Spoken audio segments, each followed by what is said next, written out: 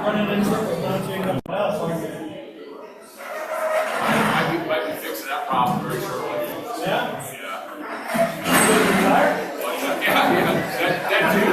Darn Steve, you're picking up my Oops.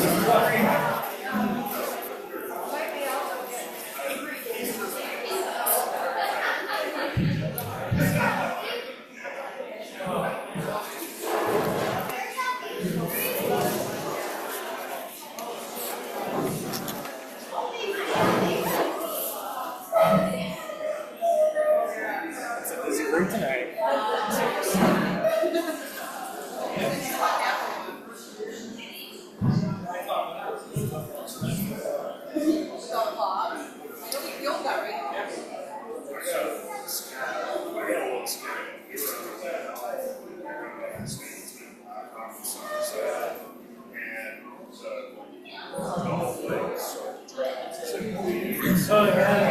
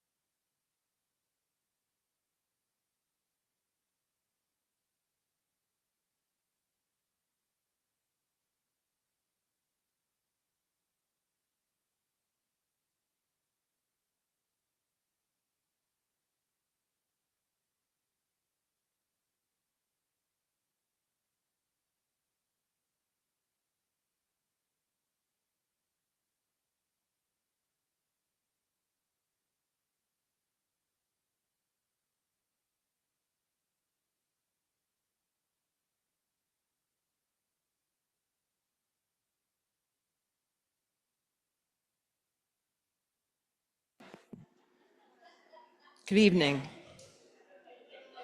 How's the volume? Can you hear me okay? Not too loud?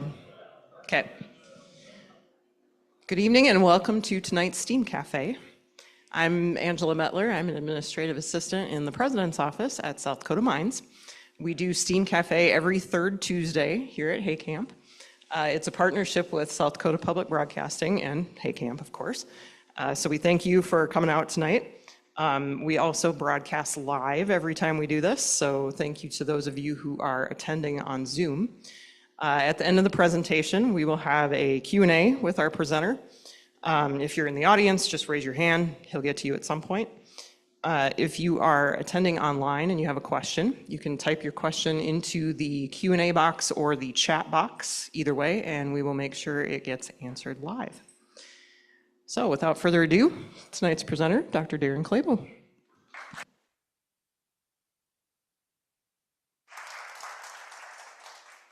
Well, I wasn't informed that I would have a Q&A session, so that's awesome. No, that's cool. Let me make sure everything works. Hey, look at that, snow. How are we doing? Good. I wish it was snowing outside. It would have been just like fortuitous and beautiful. But good evening. Again, I'm Darren Clabo, Associate Professor of Practice at the School of Mines, State Fire Meteorologist for South Dakota. My two passions in life, work-wise, are fires and snow, which is, fire and ice. There's a James Taylor song out there, Fire and Rain, but, fire and ice. So my presentation tonight is going to be called, I wasn't sure what to call it, so I said 2 to 12 inches for Rapid City, or as my kiddo wants to know, are we going to get a snow day? All right, are we going to get a snow day? So that's him, 2 years ago when we actually had snow. So I want to show a couple of maps to start off with. The first one, we all remember Winter Storm Atlas. That was October 4th, October 5th, Friday, Saturday, encompassing 2013, one of the most devastating blizzards that we've seen in western South Dakota. This is satellite imagery of that. On October 7th, and you can see the Black Hills are in the center there. All of the white is actually snow, but there's some interesting shapes that I want you to take a look at. Over on the east side, so this is Missouri River, right? And you can kind of picture these fingers coming up the Missouri River. Those are actually drainage basins for all the different smaller rivers that feed into the Missouri. So you got the Cheyenne River, the Grand River, the Moreau River, the Bad River. Basically the lower areas where it was a little bit warmer didn't get snow. They actually got rain. And then adjacent to those areas where it's a little bit higher in elevation, it's a little bit colder, and they got snow. Well, if we look at the Black Hills proper, Rapid City is right about there. I think we got 19.6 inches of snow officially measured. Yes. We measure snow down to the 1/10 of an inch, even when it blows 100 miles an hour. I don't know how we do it, but we do it. But in the southern hills, there's Angostura right there. I spent a lot of time down there. No snow down there. Actually, it was not quite clear skies, but there were people golfing at the Hot Springs Golf Course while we were facing a devastating blizzard in Rapid City. And so there's a lot of these kind of spatial areas that you see where there wasn't snow. And these are things that are important to us as meteorologists. We want to find out where it's going to snow, where it's not going to snow, and why it's going to snow there, and then why we're going to see the variability that we see on the landscape. So that was 2013. I'm going to bring you to another blizzard. This was March 13th and 14th of 2019. Do you all remember Mayor Allender? This is the bane of his existence, was this storm. He actually shuttered city offices during this storm. And you'll see, Rapid City right there, 4 to 6 inches of snow. 20 miles west of us got a foot or more. 20 miles east of us got a foot or more. But we did not get it here in Rapid City. This was actually what we call a bomb cyclone, which is a mid-latitude storm, a surface low pressure system that drops pressure more than 24 millibars in 24 hours. It's one of the strongest storms that we'd seen on record come through Colorado and Nebraska. Absolutely devastated the areas from Pine Ridge east over to Rosebud, 24, 30 inches of snow. Did a lot of damage, and of course this is a March blizzard, so it's a very wet snow that went along with it. And the northern hills got a lot of snow too, but again, there we were, and let me tell you, 4 to 6 inches was a very generous amount of snow that we got. It was probably more like 2 to 3 inches, really. So it was a challenging snowfall event for all of us. but it was interesting nonetheless. So I'm going to kind of try to talk a little bit about some of the variability that goes into this. So a poll. Now we all have to participate. I got some students here. We all have to participate. If I gave you a forecast of a high temperature of 76 degrees, but for whatever reason Mother Nature wanted to get up to 78 degrees, would you call it a good forecast? So how many say yes? Thank you. I appreciate that. How many say no? Yes. All right. This is for you all, a heart. Love you all. Thank you. All right. So just keep this in mind as we go through this presentation, because this is really, really, really important. So our goal for today is an accurate forecast of snow accumulation for Rapid City. I know my presentation said Black Hills, but I decided to get a little bit more spatially relevant to Rapid City. So accurate forecast of snow accumulation for Rapid City, that's our goal. All right, a goal up top. Well, how do we get to an accurate forecast of snow accumulation for Rapid City? Well, really, if we take snowfall rate, by the way, this is the only equation I have. Looking at you guys. I have a test in one of my classes tomorrow, so this is the only equation I have. But if we take snowfall rate and we multiply it by the duration, so snowfall rate is how many inches per hour do we get? Multiply that by how many hours it's snowing, we should get the total snowfall accumulation, right? Like, it should be really easy to do. But why is it so difficult? Why is the nuance in the forecast so incredibly hard to pinpoint? Temperature, that's one of them. Elevation, that's another one. Wind speed, wind direction, ground cover, snow cover, time of year, time of day. All of those things go into it. So I came up with this beautiful acronym. If we want to come up with an accurate forecast of snow accumulation for Rapid City, we are going to talk about AFSARC. I've trademarked that. We're all going to have shirts that say AFSARC on them. So we're going to talk about AFSARC. You're going to see AFSARC in the top right-hand side of this thing. I'm going to first talk about accuracy. Then I'm going to talk about accurate forecasts. Then we're going to talk about snow. We're going to talk about accumulation. Then we're talking about the specifics of Rapid City. So accuracy, it's a noun, right? It's the quality of the state of being correct or precise. This is coming from a meteorologist, which is sort of ironic, right? But really, when it comes to accuracy with snowfall, we have to talk about accuracy in prediction, which is what we try to do as meteorologists, versus accuracy in measurement. And we know that measuring snowfall is really hard.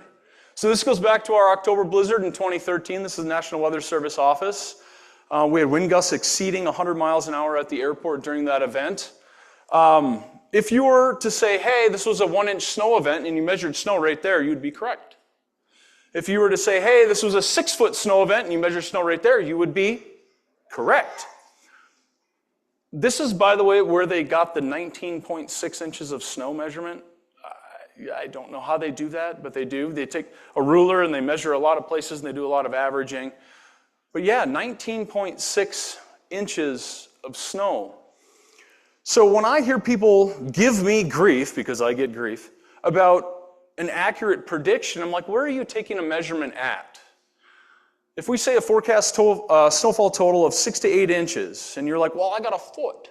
Well, was that on the front porch? Was that on the back porch? Was that on the side of your house? Was there drifting? Was there blowing? What was going on, right? It matters. The other thing that matters a lot is compaction. Snow is heavy because water is heavy.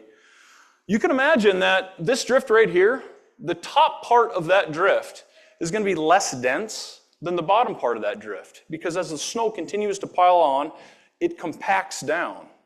And so the way we measure snow becomes really important when it comes to overall accuracy in measurement. So the National Weather Service has what they call a snowboard. It's basically a board. It's a piece of plywood, if you will. They lay it on the ground, and then as it snows, they go out with a ruler, and they measure the snow as it piles up on the snowboard. Well, according to our cooperative observers, our COCORAS network, you clear that board once every day. So the snow stacks up, you measure it every 24 hours, and then you clear it. Snow stacks up, measure it every 24 hours, and clear it. Well, at the National Weather Service, what they're doing is every 6 hours, snow stacks up, They measure it, they clear it. Snow sacks up, measure it, and they clear it. You get far less compaction when you measure it every 6 hours versus every 24 hours. So now when I'm talking about overall snowfall accumulation, I have to think about how is the person actually measuring it in order to assess it. So there's a lot of stuff that goes into it. I don't want to talk about measuring snowfall because it's a giant pain in a place that gets a lot of wind. Let's go into accurate forecast. Forecasting is a challenge. It's an art. It is an art form. I got some maps up on here, but the first thing that we do when we want to create a forecast that's quite accurate is we want to assess the current state of the weather. That is challenging in its own right because this is a map. If you can't see, right there is South Dakota, North Dakota, Minnesota, all the other states that surround us, but every one of these dots, I'm not interested in what they all say, but those are all airports that have really robust measurement stations. My point is if we take Rapid City and we go to Phillip, how far is Phillip away from here? 90 miles? Do we know what the state of the atmosphere is between here and Phillip? No, we don't. We can't correctly assess the state of the atmosphere as we know it, which is why we have errors in our forecast to begin with. So we don't know the current state of the atmosphere. How can we predict what's going to be going on in the future? And that becomes really challenging. And this right here, this is a weather balloon that's launched from the National Weather Service office in Rapid City twice a day at 18 and 0 Zulu time, which I think same as it'd be 11 a.m. and 4 p.m. our time now. So we can't even correctly measure the current state of the atmosphere. How can we be expected to have an accurate prediction of the future? So going into an accurate forecast, when I'm trying to measure snow or trying to predict how much snow is actually going to fall, the thing I need to think about is how much water vapor is in the air. So there's a ton of water vapor in the air between all of us right now. We just can't see it because it's a gas like any other gas, nitrogen, oxygen, methane. Hopefully there's not too much methane. But there's a lot of gas in the air. Part of that is water vapor. So I'm interested in how much water vapor is in the air. From there, we have to convert the water vapor into liquid water. All right, so this is a process where water vapor condenses into liquid water, releases something called latent heat, and actually warms the atmosphere. From there, we go from liquid water into snow, and I'm going to get to that in a second. But to assess how much water is going to come out of the air, because snow is made of water, we have to figure out how much water vapor is in the air. And then how much water vapor can we convert to liquid water? This is something we call a quantitative precipitation forecast, or QPF. You're going to hear me say that a lot. So maybe let's just say it together. QPF, quantitative precipitation forecast, QPF, right? This is how much liquid water we're going to squeeze out of the atmosphere to fall to the ground. It's also known as liquid equivalent precipitation. This is actually what our weather models are generating. It's a liquid water amount. It's not actually snow. So that gets me into numerical weather prediction, or NWP. This is weather prediction. This is kind of the bread and butter of how we predict what's going to happen in the future. So there's two different types of numerical weather prediction systems that we use. One is a physics-based traditional model. So numerical weather prediction systems, NWP systems, use a bunch of equations. I'll get to that in a second. Compute everything, and then they go forward in time. And we go forward in time, we assess the current state of the atmosphere, we take diagnostic equations, and we create prognostic equations. We can forecast, we can prognose what's going to happen in the future. Now, we're actually using machine learning and artificial intelligence models. These use pattern recognition, and it's literally AI that are trained on decades of historical weather information, and there's a lot of really interesting current research that's going on with those types of models. And these models are physics guided. They're not explicitly based in what we would call, Newtonian mechanics or anything like that, but they are physics guided. But for the focus of this presentation, I'm going to be talking about numerical weather prediction systems, or weather models. Yes, I'm a meteorologist. I stare at models all day. So to get an accurate forecast, we have to figure out what first goes into numerical weather prediction systems, or NWP. This is what the globe looks like to a meteorologist. We create the globe, and we create a grid around the entire globe. The surface, we have to take into account the surface features, whether it's water, whether it's land, whether it's tundra, whether it's forest. Is it cropland? Is it prairie, right? Because all of these things have an influx into the atmosphere. From there, on top of the surface, we create a grid that models the atmosphere. And when I say a grid, it is literally a three-dimensional grid. Each of these little boxes represents the weather in that box around the entire globe. And then, mathematically, we can have those boxes interact, and we can put wind, flow, and everything through there. But you'll notice that those boxes are big, right? They can't encompass every thunderstorm. They can't encompass every lightning strike.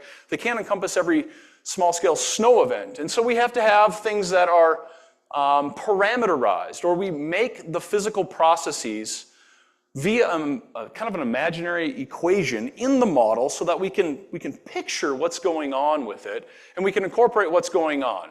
So in other words, I'm building giant Lego sets around the entire Earth, right? And as my kiddo would know, and as probably most of us know, Lego sets come in multiple types, right? You can have the mega blocks, which are the giant blocks, or you can have the small little Legos where you can get fine scale, nicely detailed things, right? If you're using mega blocks and you're trying to build a model of like the Taj Mahal, does it look very nice?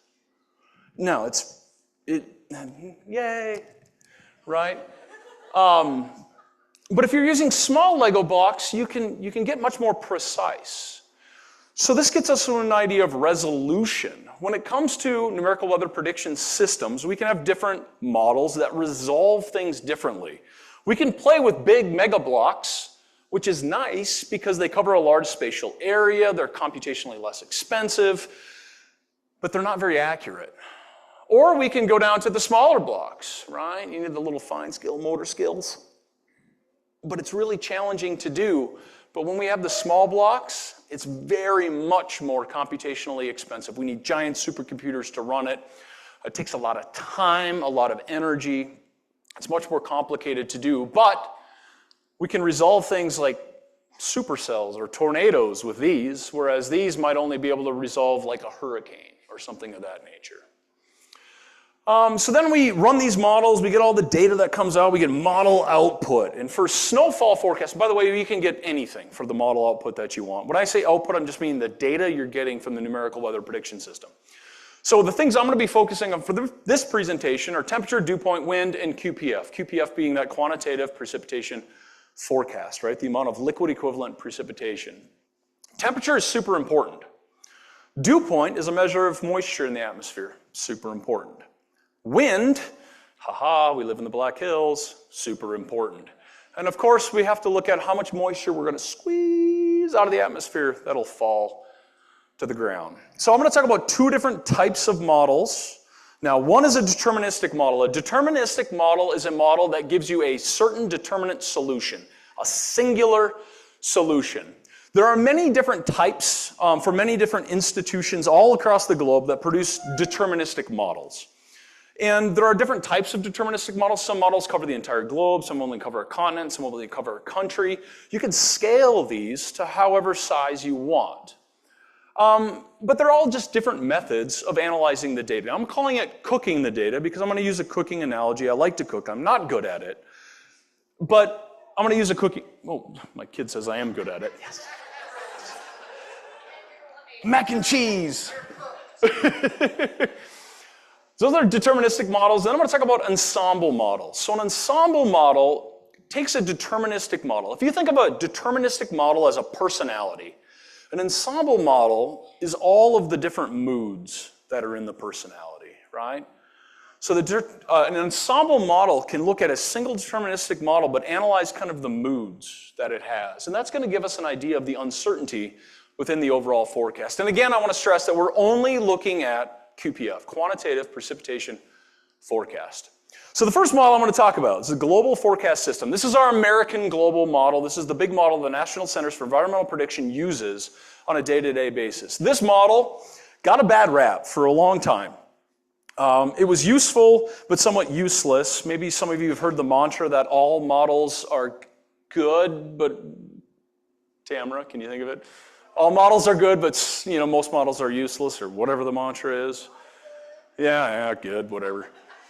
But the GFS, the Global Forecast System, since 2012, there was the Superstorm Sandy that hit the East Coast. You guys remember that? Huge storm. A lot of money went into improving weather prediction systems after Superstorm Sandy. So there was a bill that went through Congress in 2017, and the GFS model was dramatically upgraded, and it's a pretty robust model at this point in time. This runs out to 384 hours, meaning I can get a 14.5-day forecast for today, but forecast degrade with time, all right? If you've ever been on the social medias and seen a social meteorologist post something that says, giant snowstorm in New England, gonna get 100 inches of snow in 10 days, they're probably looking at a GFS run from 10 days from now. Don't trust it, it's not going to happen, right? But it still gives us some hints about what we might see in the next week or two. We get output every 3 to 6 hours, we get new runs that come out every 6 hours. So if the global forecast system is like a chef, this would be our chef, right? This is ChatGPT. This was so much fun to do, right? So we got him, he's an American model, he's wearing denim, he's all happy, he's out in his big yard, he's grilling the steak, he's got some beef going on, trying to figure out what's going on, but there's a lot of different ways you can cook the steak, right? A lot of different ways you can cook the steak. So another model we can look at is the Euro model, or the ECMWF, the European Center for Medium Range Weather Forecasting. This is like kind of one of the premier global models. Everybody looks to the ECMWF as being correct all the time. Kind of like the GFS, this runs out to 360 hours, not quite 384, but still, 2 weeks off. It gets output every 3 to 6 hours, new runs every 12 hours. This model is slightly pretentious. It's European, right? It wears pointy shoes, speaks with an accent. When I put this into ChatGPT, I was like, oh, this is going to be good. And it was. Right? And so this is the European model. It's a different way of cooking the same steak. It's the same piece of beef. Right? We're looking at the same data, but we're cooking it in a slightly different way. Then there's the Canadian model. This is the GDPS. This is the Global Deterministic Prediction System. Again, it's a global model, so it encompasses the entire globe. It runs out to 240 hours, which is 10 days out. Its output is every 6 hours. It does use a beef product. It's just poutine, right? So instead of actually cooking the steak, they use beef gravy. But the GFS and the Euro model, they do really, really well. But the Canadian model, and if you've ever been to Canada, the people in Canada and the Canadian model are very, very different. The Canadian model will never, if it's wrong, it'll never come up to you and be like, oh, so sorry, didn't mean to do that. Yeah, it's not that way. So this brings us to ensemble models. Ensemble models are characterizing the mood of each of the personalities of each of the different models. Ensemble models generate many forecasts from the same kind of base set of physics that each of the weather models run off of. We can change the initial conditions, change the state of the atmosphere that's ingested into the model to come up with different solutions for the model. We can also address biases. These models have biases. This summer, the GFS model had a hot, dry bias. I'm a fire meteorologist, right? So every time I look at the GFS model, it was telling me we're going to have bad fire weather conditions. The European model had a cold, wet bias all summer. It was actually cooler and wetter than what real conditions were showing. So how do I manage that, right? Well, using an ensemble run can help us manage those biases. We can help see more into what's actually going on. They can also help with instrumentation issues. So I'm going to talk a little bit about the GEFS, which is a perturbation of the global forecast system. It's the Global Ensemble Forecast System. It's the GFS model, but it's run in 21 different ways. And we can get 21 different model members. So I'm going to show a chart up here. This is what we call a plume forecast. All right, it's going to take a little bit of description. All right, so this is, yeah, that says crap. That's our airport identifier here in Rapid City. It's K-RAP, but it's better than Sioux City, which is K-Sucks, but that's a whole different story. On the left-hand side, we have total accumulated QPF, right? Quantitative precipitation forecast. And this is time. I pulled these data yesterday. So this is yesterday at 12 Zulu time, which is like 5 a.m. our time, and going out with time. you can see that each of these lines goes up. These are all of the different members of the GEFS ensemble model, the 21 different members. The black line just represents an average. The blue line represents the deterministic, the singular forecast for the GFS model. So by looking at this ensemble, it's characterizing this. The model picked up the fact we were going to get precipitation last night and today, and we did, right? It got a little bit of rain, a little bit of fog. But some of the model runs were showing like less than 0.01 inch. This one model run down here shows no rain. But some of the models were showing upwards of 0.22 inches of precipitation, right? So which one is correct? Which one do I trust? Well, I could look at the average, but I've seen my student test scores, and I don't ever want to look at the average. I really want to see where are things clustered, because that's really the important part. That's where it draws my eye. Most of the model members are down here under 0.05 inches of QPF, which in our case, because it didn't snow, is rainfall, and that's probably what we got. But you can't necessarily discount the outliers, because they're important as well. So which one do you use? Do you just grab one? Do you use the average? Do you use a deterministic model? Do you look at it in bulk? And this becomes really challenging as a forecaster, because not only does the GFS run an ensemble, the European model runs an ensemble, right? I have all of these data to look at, but which ones do I trust? Which ones do I believe? All right, so you can't see my AFSARC up there because it's behind that thing. I have AFSARC up there. I was really proud of that too. I should have moved it. I didn't know. So now we've talked about an accurate forecast. Let's talk a little bit about snowfall. So the model kicks out amount of liquid water. But how much of that liquid water is snow? The model doesn't actually kick out snowfall. You could tell it to kick out snowfall, but it's actually calculating liquid water. So how much of that liquid water is going to be converted to happy, blissful snow? This becomes challenging. All right, another kind of complicated graph up here. The interesting part about the atmosphere is that the amount of water vapor in the air is a function of temperature. The warmer you get, the more water vapor you can have in the air. The colder it is, the less water vapor you can have in the air, which is why on really, really cold days, I don't know, anybody's knuckles crack like mine do, right? In the cold days in wintertime, yeah, it stinks because there's not a lot of water vapor in the air, so your skin dries out. But you'll notice that here's temperature in Fahrenheit, -10 all the way up to 35. This line that goes up and to the right is not linear. It's an exponential curve. And these numbers right here just represent how much water vapor can be in the air. The point I want to make with this chart is at, say, 32 degrees Fahrenheit, we can have 0.6. Just look at the numbers. At -5, we can have 0.11. Well, let's just call it 0.1. So at 32 degrees, we can literally have 6 times more water vapor in the air than we can at -8 degrees. A lot more water vapor in the air, which is why we always get our biggest snowstorms when it's warmer out, because the air can just physically hold more water vapor than cold air. But now we come into a scenario that's like a Goldilocks scenario, because when it's cold out, the snow stacks up higher. So when I'm talking about accumulation, we have to talk about how it stacks up. And then we get into what we call snow to liquid water ratios, or SLRs.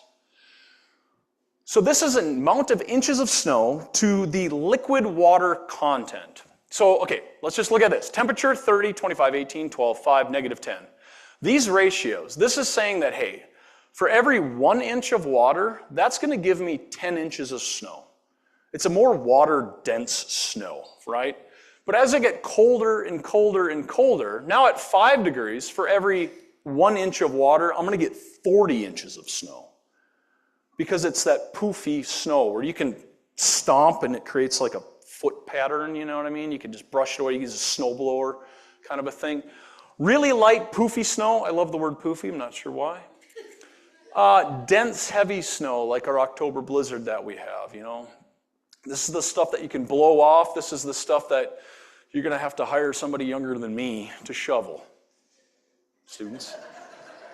So now this is where we get into the Goldilocks scenario when it comes into snowfall accumulation, because the warmer the temperature it is, the more water vapor we can hold, so the more snow that can fall. But the colder that we get, the more we can stack that water up into snow, and we get deeper snow. So it's like this kind of balancing act.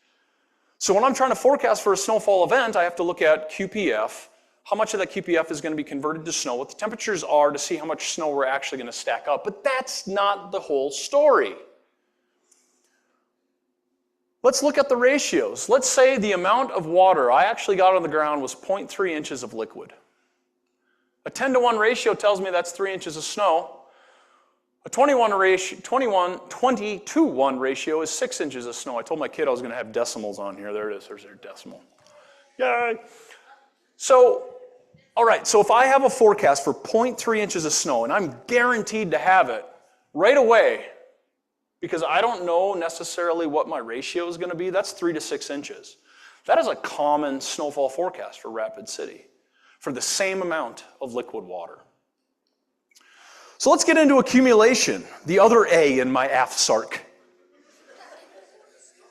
Right? What type of snow stacks up most efficiently? Right? If I want to pile up a lot of snow, and I do, trust me, I do. What type of snowflakes do we want? Do I want needles? Do I want plates? Do I want crystals? Do I want happy dendrites? Well, I want happy dendrites. I want these guys. Because when dendrites fall and they stack up, all of the legs of those dendrites create air pockets. And so you can start to accumulate more and more snow. Please, don't make your snowflakes 8-sided. They're 6-sided creatures. I would really appreciate that. So when you fold up the paper and you snip, snip, snip, snip, snip, snip, snip, just make sure they have 6 sides.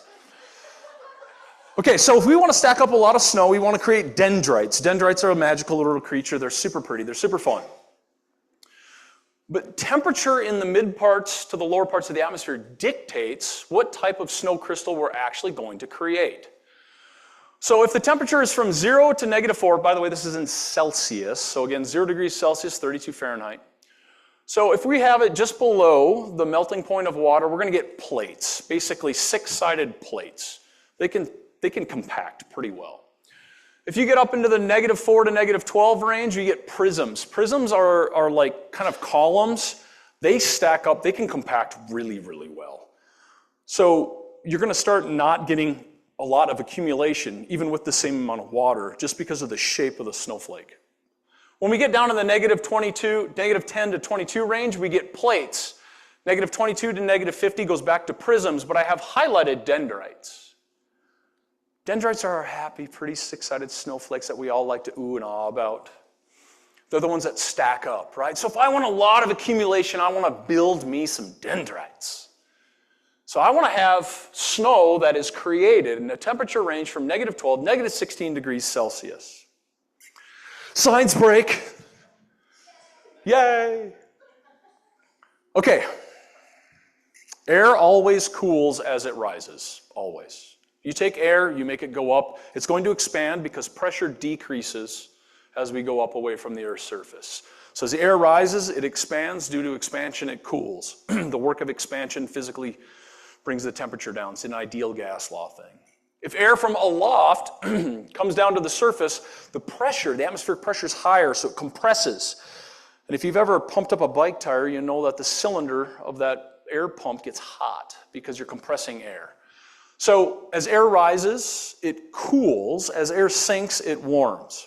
Well, if air is rising, it can cool. And if it cools to its dew point temperature, you reach saturation, you can actually produce a cloud. So rising air is the stuff that produces clouds and precipitation. We like rising air in our field, right guys? Rising air is good. All right, so this brings me to accumulation. This is something that's one of our really complicated graphs. I don't want to pay too much attention about what's in the graph, but we can assess where the rising air is in the atmosphere. And I want the rising air in the atmosphere to be in that area where dendrites are forming, because if I have rising air in -12 to -16 degrees Celsius, and that air is saturated, I'm going to create snow crystals that are dendrites that are happy, happy, happy, that'll accumulate a lot of snow when they hit the ground. And actually, if you look closely, it says right here, dendritic growth zone, -12 to, well, they say -17. But the neat part about these charts is on the left-hand side, we have this term called omega. Omega represents vertical motion in the atmosphere. I want to see the strongest upward motion in the area of -12 to -16 degrees that I can find. That's going to create a lot of dendrites, which gives me a lot of snowfall. Other factors that come into accumulation. Yeah, this is just a random photo off iStock. Snow. When you get a lot of wind breaks apart your happy little dendrites. Oh no, they're falling apart.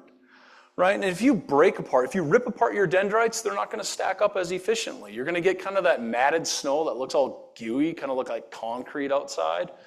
So that's something else that's going to mess up our accumulation. Another thing that messes up our accumulation, this is a sun chart for Rapid City. On the left-hand side, you'll see the y-axis is 0 to 24 hours. That represents the entire day.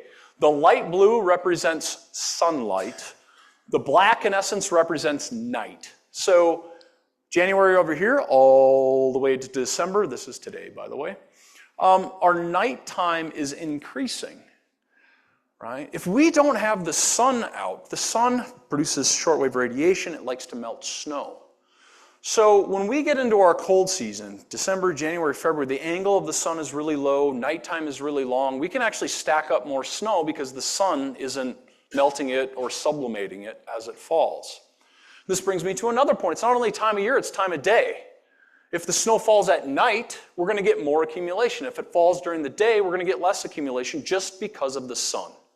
So it becomes really important to know time of year and time of day when we're trying to figure out overall accumulation.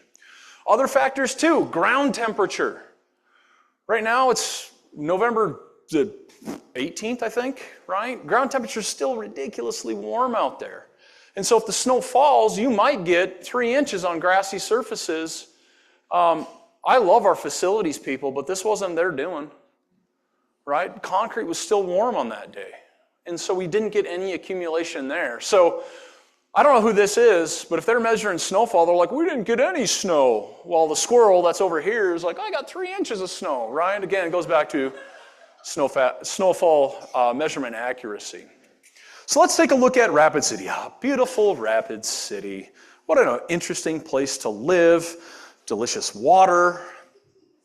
It's a great place, right? Thanks, Visit Rapid City. I stole that from your website.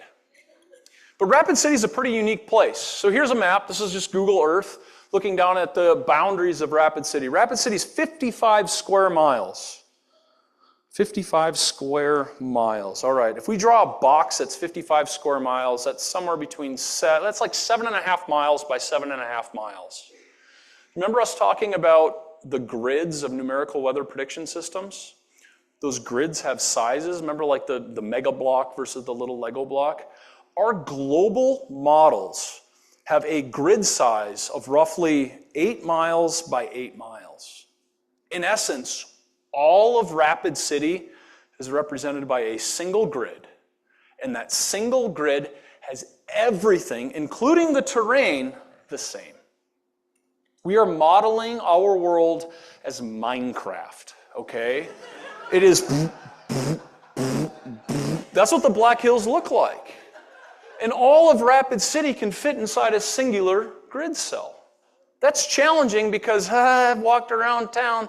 There's some things like some hills and stuff, right? How many of you have ever seen snow on the top of Skyline Drive, Dinosaur Park, when it's raining here in downtown? Elevation matters.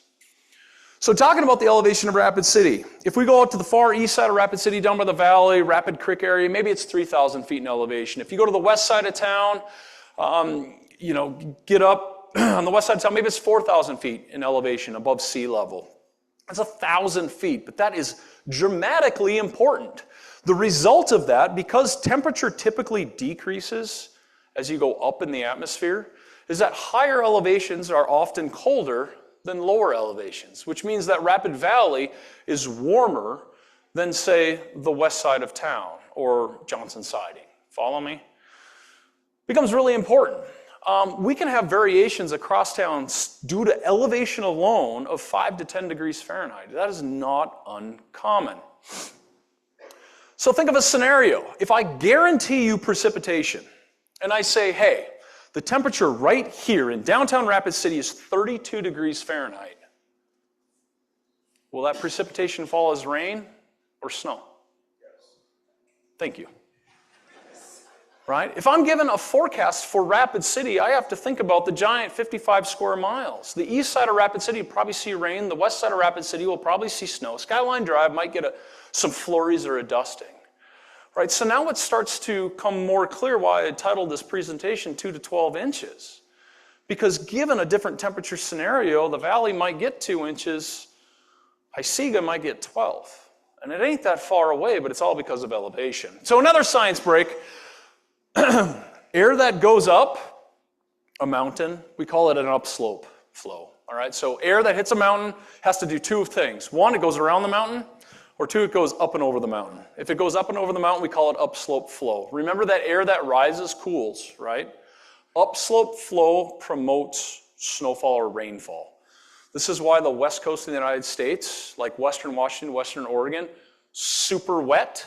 Eastern Washington, eastern Oregon, super dry, because the Pacific westerlies come into the west coast of Washington and Oregon, go up over the mountains, dumps out a bunch of rain, descends over the mountains. As the air descends, it warms and it dries, and you get desert, in essence, in eastern Oregon, eastern Washington. So Rapid City, we're on the east side of the Black Hills. Go us. If we get a westerly wind in Rapid City, air is blowing across the prairies of Wyoming. It is blowing uphill in kind of the west side. So this means we're going to have clouds over here, potentially clouds. As the air crests the Black Hills, it descends downwards towards Rapid City. Downward moving air warms and dries. I'm a fire meteorologist. Westerly winds excite me because warming and drying wind, right, creates higher fire danger. Adam's over like, yeah. Fire friends over there.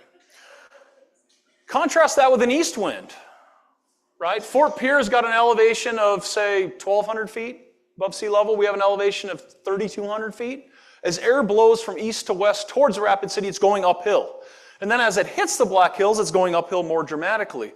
That air can cool, that air can condense, it can form a cloud, it can form precipitation. This is what we would call an upslope snow event for us.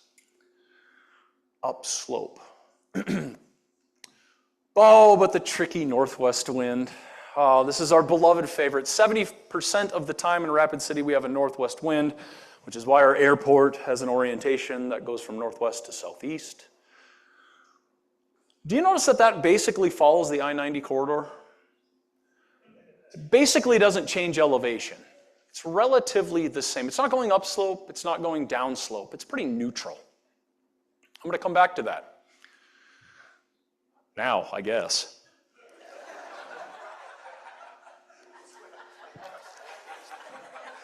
I forget what I'm doing sometimes, it's fine.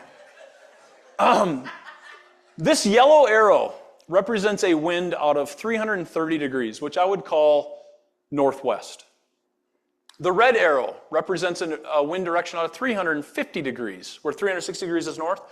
This is like a north-northwest wind.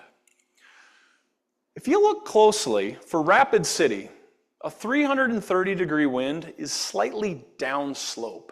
Air is blowing slightly downhill. A 350-degree wind is blowing slightly uphill. This is the magic place that we live in Rapid City, right here. If we have a wind during a snow event that is more westerly than 330 degrees, we're going to downslope in Rapid City. We won't get nearly as much snow. But if it's 340 degrees or 350 degrees, it's going to be neutral or slightly upslope, which means it's going to enhance our snowfall because the air is going into the hills, it's blowing up the hills, it's expanding, it's cooling, it's condensing, and you're going to get more moisture out of it. I'm going to bring you back to this map. Again, March 13th, 14th, Mayor Allender's most hated day.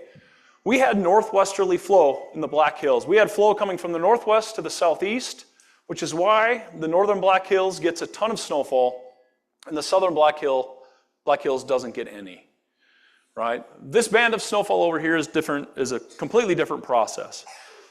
But this is why the Black Hills, the northern Black Hills, get 3 times as much moisture as the southern Black Hills because we have predominantly northwesterly flow. So wind direction is incredibly important. The last thing I want to touch on, super busy slide, is history. I cannot neglect history when I'm thinking about forecasting for snowfall accumulation. Our chances, historically speaking, of getting a better than 10-inch snowfall event in Rapid City are extraordinarily low. We don't get them often. 10 inches of snow doesn't seem like a lot, but if you look at the data, we don't get 10 inches of snow hardly at all. Maybe once a year, maybe once every other year. When you start bumping that up to 14 inches, the probability goes way down. So if I'm looking at a model output of snowfall, and that model output says 12 inches of snow in Rapid City, my internal BS detector is immediately going off because I'm thinking, historically speaking, that's a rare event. So then I start looking at the historical tracks of storms. All of these lines represent all of the different blizzards that we've had in Rapid City since 2008. When I say blizzard, I mean a blizzard as declared by the National Weather Service for Rapid City. These are tracks of surface low pressure systems. I don't want to get into the nuances of it, but what I want you to see is that the surface low pressure systems come out of Wyoming or Colorado, they move through Nebraska, and then they do some funky stuff over southeastern South Dakota, and go on to the Great Lakes. If we are projected to get a big blizzard in Rapid City, and the projection of that surface low pressure system isn't falling kind of within this envelope, my internal BS detector is going off once again. Because we have to look at history to inform us of what's going to happen in the future. And this is actually where the AI models come in really nicely, because they have pattern recognition. They're really good at seeing these types of patterns. By the way, 2 to 4 inches, that's like our bread and butter here in Rapid City. So if you see a forecast for 2 to 4 inches of snow, yeah, we'll probably get 2 to 4 inches of snow.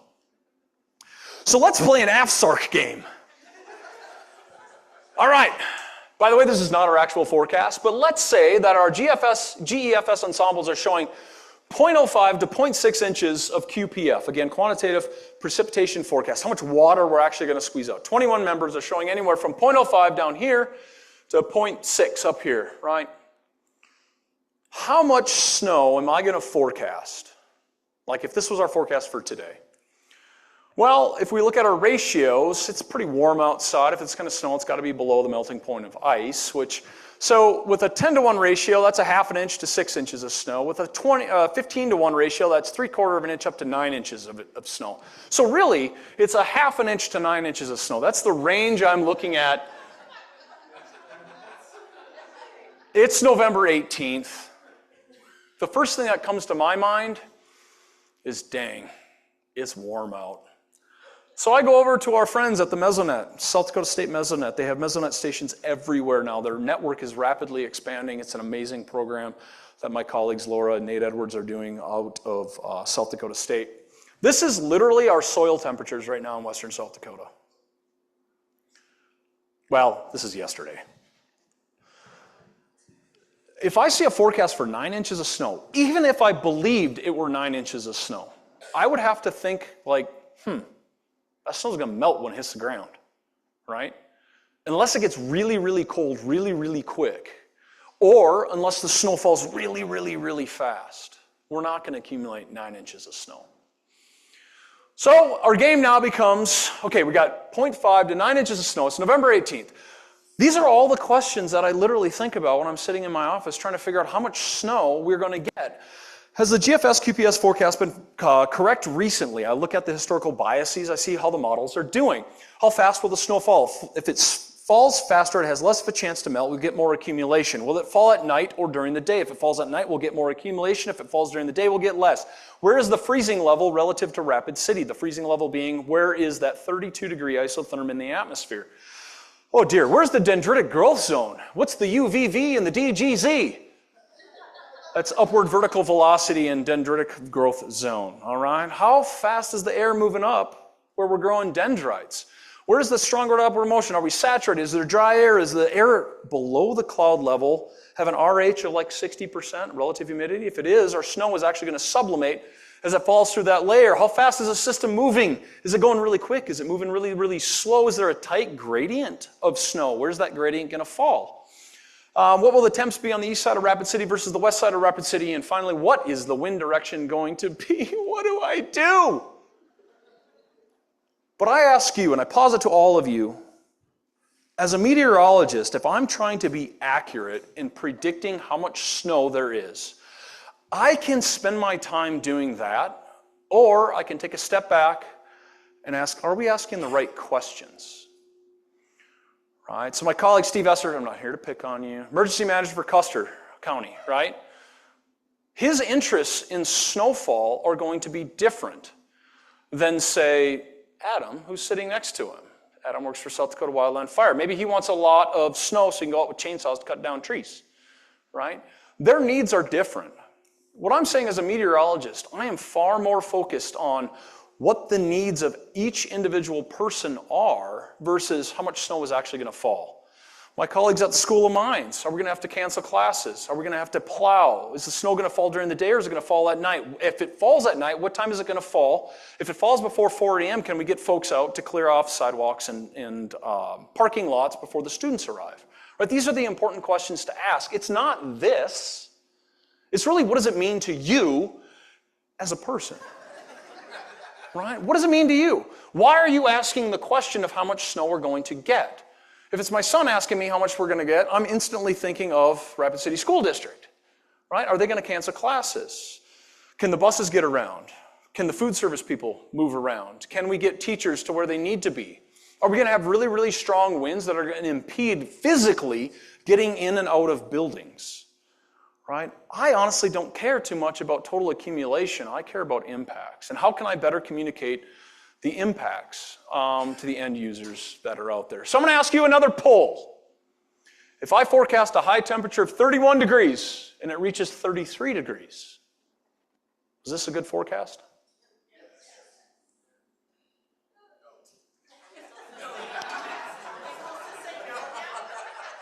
Yes, this is a picture of Kevin Bacon. So Kevin Bacon is renowned in the Hollywood circles for having 6 degrees of separation from every single other Hollywood actor, right? You can track him around. You can follow his lineage through all his movies. If 6 degrees of separation, if Kevin Bacon has 6 degrees of separation, I tell you, we have 2 degrees of separation from 2 inches to 12 inches in Rapid City, right? 31 degrees, 33 degrees, and where does it matter? So cheers to y'all. Appreciate you coming, and thanks for listening.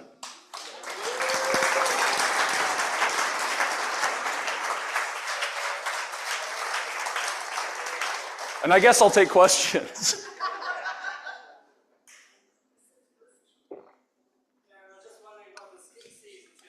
I have no idea. Are we talking Terry Peak or are we talking higher mountains? Historically speaking, the Northern Black Hills gets 36 to 38 inches of liquid equivalent precipitation every year. I really don't. This year, it's an interesting year. We're in a La Nina season, which typically means cooler and wetter than average conditions during the winter time. However, the La Nina, it's part of the ENSO, the El Nino Southern Oscillation, which is a global Pacific kind of oscillation that doesn't take into account the temperature of the North Pacific right now. The North Pacific Ocean is some of the warmest temperatures we've ever seen, and that's kind of messing with all of the other global circulation patterns. So I know there's been a lot of news recently about coming into a La Nina pattern where it might be colder and wetter than average. But I think the temperatures in the North Pacific Ocean are overriding that signal, and I don't know. We haven't seen the situation that we're currently in. Our oceanic heat content is near a record high. It hit a record high 2 years ago. We've dropped a little bit. That's actually one of the problems with artificial intelligence and machine learning. They look at 30 years of historical data to see where we're going to sit today and into the future. I'm sorry, but if we look at 30 years of historical data, especially when it comes to ocean temperatures, that's not what we're going to see in the next 30 years. It's different. It is fundamentally different. So some of the machine learning stuff isn't probably going to work so well. Is there a question over here?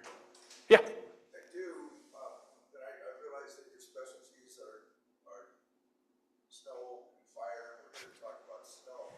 But the really dangerous weather that we have in Rapid City, are floods, and more recently, the very common hailstorms. Now, this particular summer, we didn't see much hail.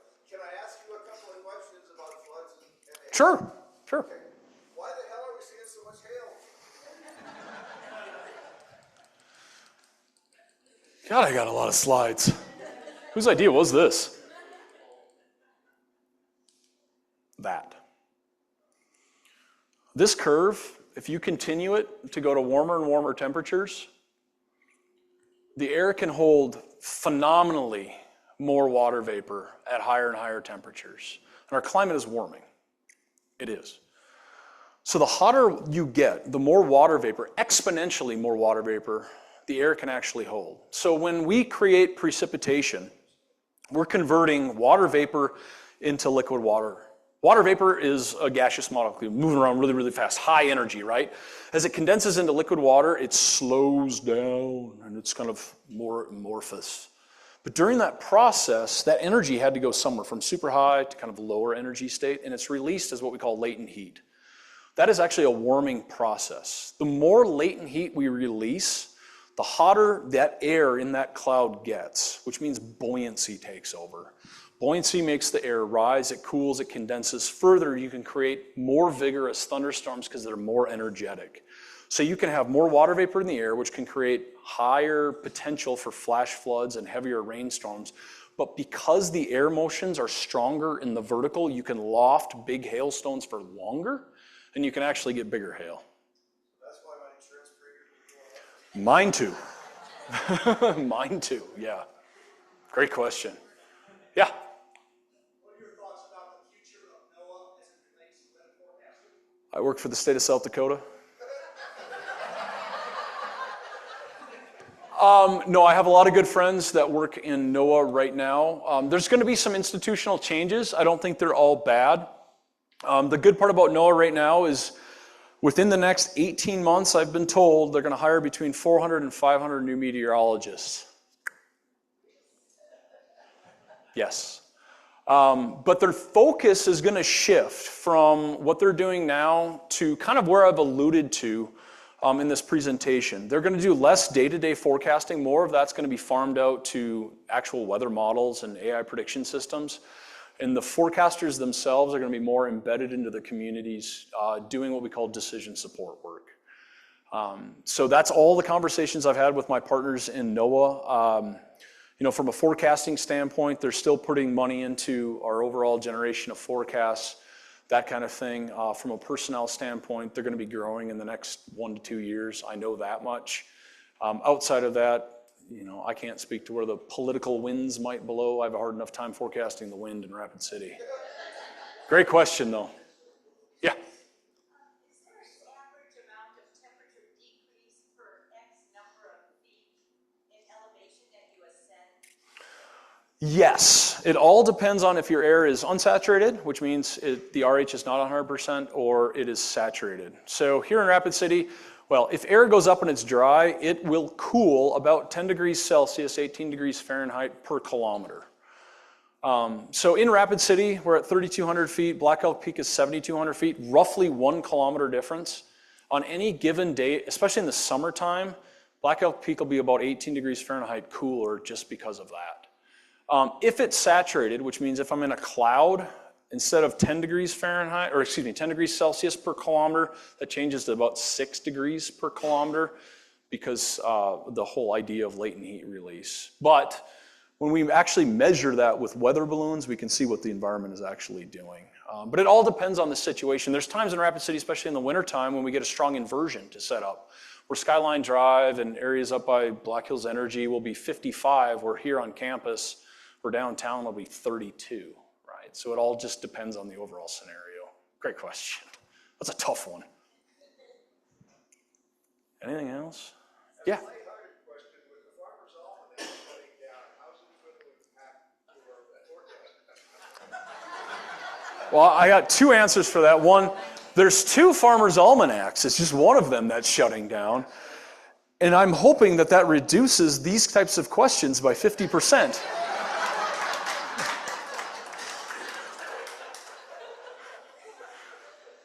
Yeah. Do you still have individuals that collect data and share that with Yes, so our cooperative observer program is extraordinarily important. We have cooperative observers all over South Dakota. Actually, when I'm looking at snowfall data, that is the primary data source I'm using. It's not from official airport sites, it's from cooperative observers who are measuring it every 24 hours. That is an invaluable data set. We have some observers in western South Dakota that have been doing it for 60 years, 70 years, every single day. I like to go on vacation. I'm not a cooperative observer. But yeah, it's super important. There's a program called COCORAHS. It's the Community Collaborative, COCORAHS. I can't remember what it stands for, but it's basically a precipitation observing program. And if you're interested in that, I can point you to some resources. But yes, our cooperative observers are super important to what we do. What's up, bud? Has there ever been a fire when there's snow on the ground? Yes. Yes. That happens a lot. So I see my fire friends back there nodding their head. So a lot of times in the winter, folks will go out and they'll burn piles of logs, right? Because there's snow on the ground in the winter and they'll burn the pile. But, you know, our weather out here is so incredibly variable that we might have 4 inches of snow on the ground one day, and 2 days later, when the Chinook winds kick in, the snow eaters, all of that snow is gone, and then guess what happens, Croy? The fire can spread. So that keeps our firefighters busy in the wintertime. Yeah, it's crazy, isn't it? The other thing, too, is you can have what's called zombie fires. If you have really dense forested stands or a lot of peat and organic material in the soil, you can have a fire that burns in the subsurface layer the entire winter and then pops back up the next summer to start a new wildfire. So absolutely, bud. Anything else? Any questions on the interwebs? Whew. Thanks, Mom. All right, thanks, y'all.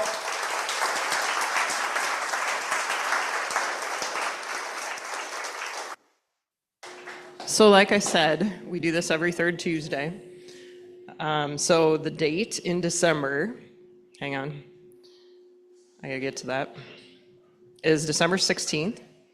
And our presenter for December 16th is Mark Hanhart, who is an experiment support scientist at SURF up in Lead. And he is going to talk about his work in fusion reactions that occur in stars. So please come back on December 16th. Hope to see you then.